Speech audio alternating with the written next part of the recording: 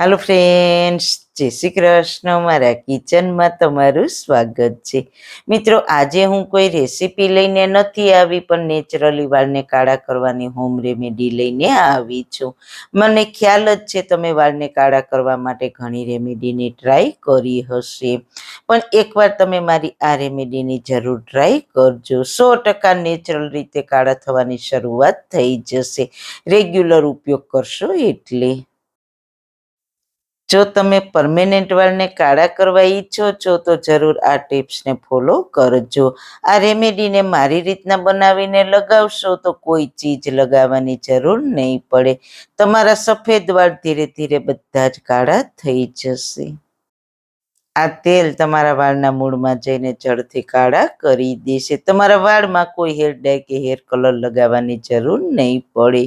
તો ચલો મારી સાથે પાવરફુલ હેર રેમેડી બનાવવાનું શરૂ કરીએ.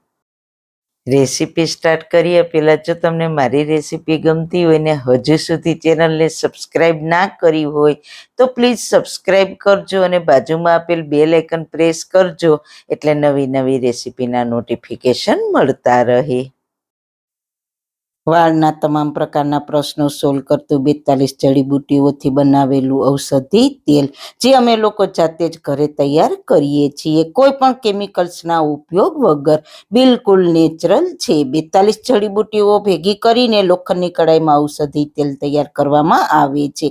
જો તમારે ખરીદવું હોય તો તેના ઓર્ડર અમે લઈએ છીએ. ઓર્ડર કન્ફર્મ કરવા માટે વોટ્સએપ નંબર સ્ક્રીન પર જોઈ શકો છો. જો તમારે આ તેલનો પૂરો વિડીયો જોવો હોય તો તમને આ ચેનલ પર મળી જશે અને ડિસ્ક્રિપ્શન બોક્સમાં લિંક પણ મૂકેલી છે. સૌથી પહેલા આપણે લઈશું સરસવ કે રાઈ. કાળી રાઈ આવે તે લેવાની છે, પીળી રાઈનો ઉપયોગ નથી કરવાનો. તેની સાથે મેં લીધા છે મીઠા લીમડાના અડધો કપ જેટલા પાન. હું ફ્રેશ લીમડાના પાનનો ઉપયોગ કરું છું. જો તમારી પાસે ફ્રેશ લીમડાના પાન ના હોય તો ડ્રાય લીમડાના પાનનો પણ ઉપયોગ કરી શકો છો, કોઈ પ્રોબ્લેમ નહીં. સાથે લઈશું 1 ચમચી કલોંજી. તો હવે આપણે આને થોડા રોસ્ટ કરવાના છે. તો એક લોખંડની કઢાઈ લઈશું, તેમાં 3 થી 4 ચમચી રાઈ, 1 ચમચી કલોંજી અને અડધો કપ ફ્રેશ મીઠા લીમડાના પાનને સારી રીતના ડ્રાય રોસ્ટ કરી લઈએ. સતત ચલાવતા રહીશું. કઢાઈ ગરમ થશે એટલે રાઈ ફૂટવાની શરૂઆત થઈ જશે. તમારી પાસે નાનું વાસણ હોય તો થોડું ઢાંકીને ચલાવતા રહેવાનું, એટલે રાઈ ઉડીને બહાર ના આવે. મોટું વાસણ હોય તો કોઈ જ પ્રોબ્લેમ નહીં. બસ આ જ રીતના ચલાવતા રહીશું જ્યાં સુધી તેનો કલર બ્લેક થઈ જાય ત્યાં સુધી. ધીરે ધીરે બ્લેક કલર થવાની શરૂઆત થઈ ગઈ છે. હવે ગેસની ફ્લેમ બંધ કરી દઈએ અને આ ત્રણેય સામગ્રીને ઠંડી થાય પછી બાઉલમાં ટ્રાન્સફર કરી લઈએ.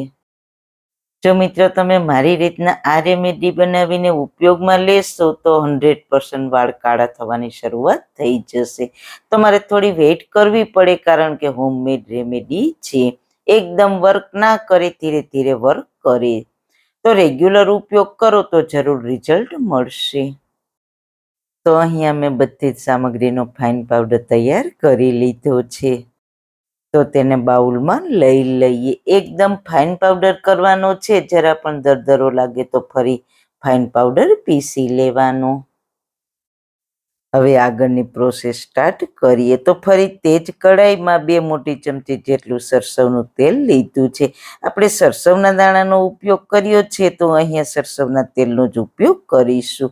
જો તમારી પાસે સરસવનું તેલ નથી અથવા તમને સરસવનું તેલ સૂટ નથી થતું અથવા તો તેની સ્મેલ નથી ગમતી તો તેની જગ્યાએ તમે કોકોનટ તેલ પણ લઈ શકો છો. તેમાં 2 ચમચી પાવડર તૈયાર કર્યો છે તે એડ કરીને સારી રીતના મિક્સ કરી લઈએ. તમે તમારા વાળની લેન્થ પ્રમાણે તેલ અને પાવડર લઈ શકો છો. ગેસની સ્લો ફ્લેમ પર 2 થી 3 મિનિટ ચલાવતા રહીને પકાવીશું. આને તમે થોડું વધારે બનાવીને 2-3 મહિના સુધી સ્ટોર પણ કરી શકશો. મિત્રો, આ સારી ટિપ્સને ફોલો કરશો ને તો આ તેલ એટલું ફાયદાકારક બનશે કે તમારા વાળ પર એટલું સારી રીતના વર્ક કરશે ને કે તમને બિલકુલ નેચરલ કલર આપશે.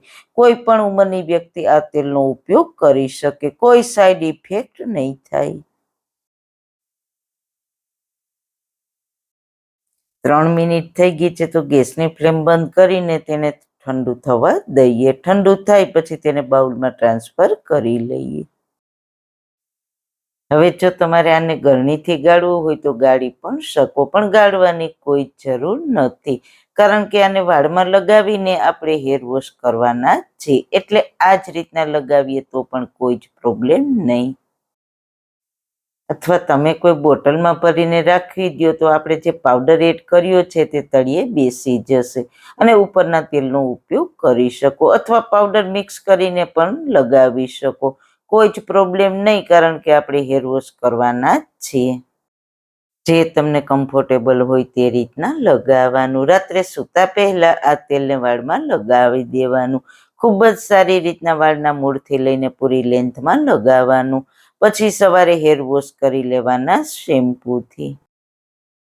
આ પ્રોસેસ ડેઈલી પણ કરી શકો અથવા એક દિવસનો ગેપ મૂકીને એક દિવસ પણ કરી શકો.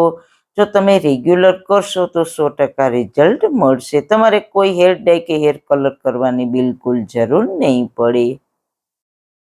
તો મિત્રો, તમને મારી આ હેર રેમેડી કેવી લાગી? જો સારી લાગી હોય તો તમારા ફ્રેન્ડ્સ ફેમિલીમાં શેર કરજો. ને મારી ચેનલ પર નવા છો તો મારી ચેનલને સબસ્ક્રાઈબ કરજો. અને હા મિત્રો, તમે મારો વિડીયો ક્યાંથી જુઓ છો તે મને જરૂર કહેજો, એટલે મને પણ ખ્યાલ આવે કે મારો પરિવાર ક્યાં ક્યાં સુધી ફેલાયેલો છે. ફરી મળીશું એક નવી જ રેસીપી સાથે. ત્યાં સુધી બધાને મારા જય શ્રી કૃષ્ણ.